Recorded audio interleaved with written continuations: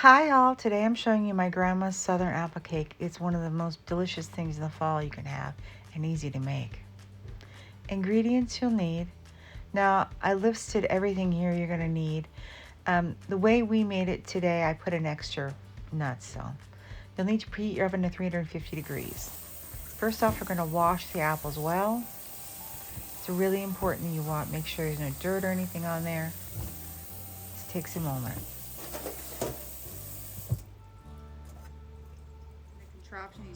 And then you peel 4 to 5 apples.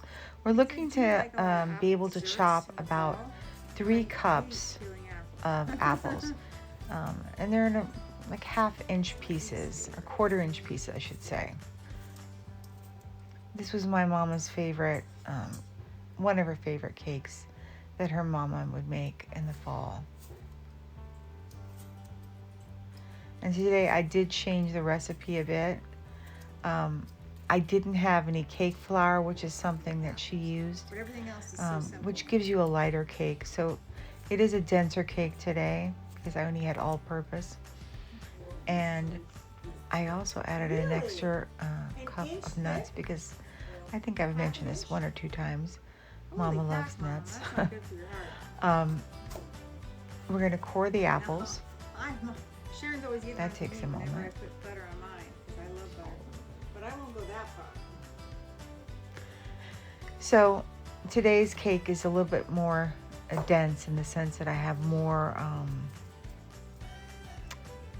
I didn't have the flour I needed. We're going to cut the apples into small pieces, quarter-inch pieces. You'll see, Mama was instructing me.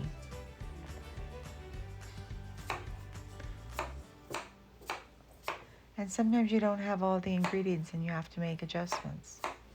So I made an adjustment because we had these apples and we needed to use them. Our conversation was kind of funny because we were talking about how my Uncle Joe liked to put ½ an inch worth of butter on his toast. Everything under the sun. And then my mama had a cough. We talked about that. Very boring stuff. So once you get everything chopped up, we're going to measure them out. I'm going to look for 3 cups of chopped apples. I'm going to put them in a separate mixing bowl and I'm going to set them to the side.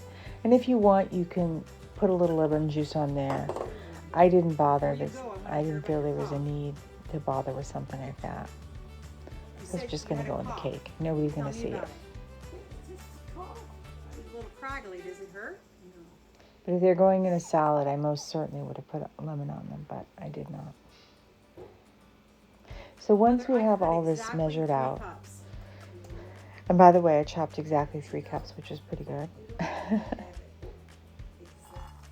So now I'm just measuring out 2 cups of pecans. You can either walnuts or pecans, either one you want to use. I'm going to finely chop them. I'm using the food processor to make my life easier. But again, you can always use a cutting board and a knife if you don't have a food processor. And once I have that done, then I move on to doing the dry ingredients. And to a large mixing bowl, I'm adding 2 cups of fork fluffed all-purpose flour. If you have cake flour, that is what you should use. I did not have cake flour. This was an acceptable alternative. It just won't be as light a cake as I could have had if I'd used cake flour. There's less protein in the flour. And then I'm adding 1 teaspoon of kosher salt. And then next I'm going to add 1 teaspoon of ground cinnamon.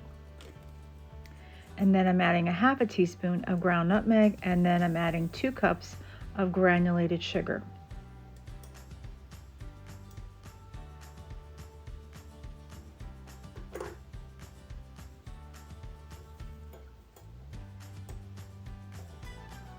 And then once I've done that,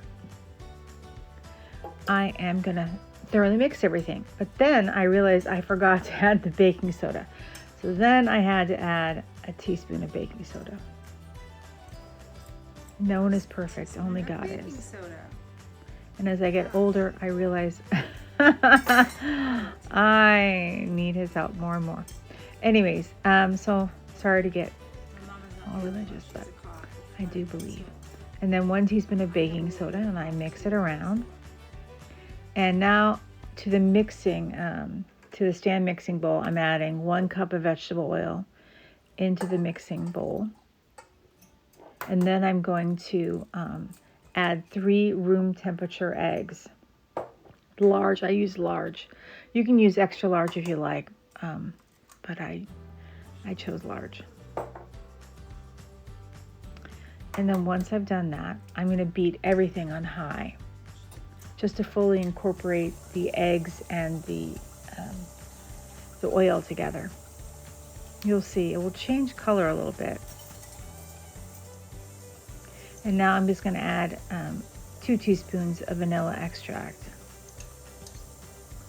I make my own vanilla extract, so I have I think I've got like 30 beans in there, vanilla beans. And now I'm adding the flour mixture to the stand mixing bowl. And I'm just going to turn it on for 20 seconds. You'll see it's going to come together so fast, and then I turn it off because I'm trying not to develop gluten. One of the other problems is I'm using all-purpose flour, so I'm not using cake flour, so I'm really trying to keep the mixing down to a minimum, and that's it. And I'm going to take off the attachment, the whisk attachment. And now I'm just going to fold in the nuts.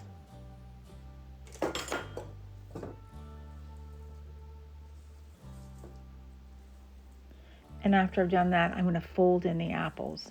And then we're ready to go. Because my mom liked pecans, but I did not have.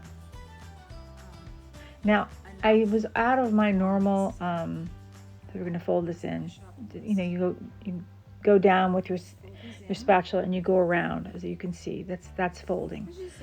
So I was out of my regular Pam spray that has flour, so I used parchment paper and I sprayed it with some just regular Pam to get it to lay down, but I had to cut it out, and so it's laying flat.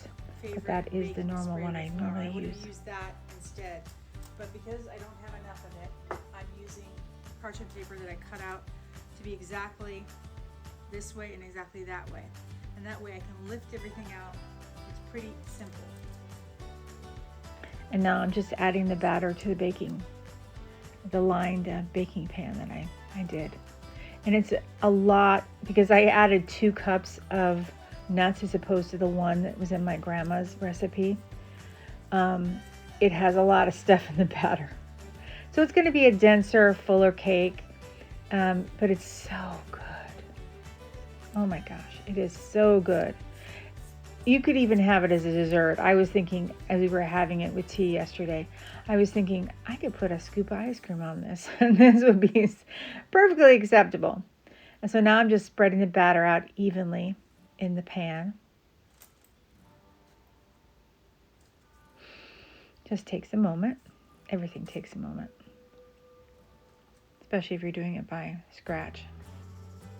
350-degree oven. And now I'm going to place the cake in the preheated 350-degree oven. Now this is going to bake in the preheated oven for about 50 to 60 minutes. It all depends on your oven. And how I test it is I just take a toothpick. I open the oven and I take the toothpick and I stick it in there. If it comes out clean, it is done. It's done. I bring it out, and then I want to cool it on a rack. So this actually worked out better using the papers. And I just lifted it out, and now I'm just dusting it with powdered sugar, and it's going to cool on the rack, and then I'll take the papers away.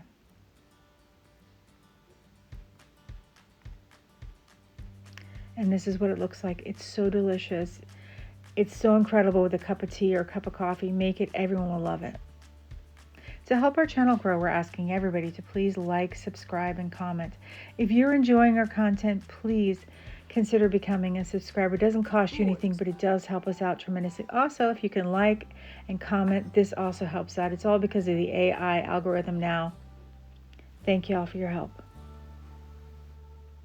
We post new videos 3 times a week on Tuesdays, Thursdays, and Sundays at 12 noon Eastern Standard Time.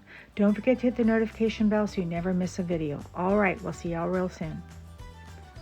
Thank y'all for tuning in and watching one of our videos.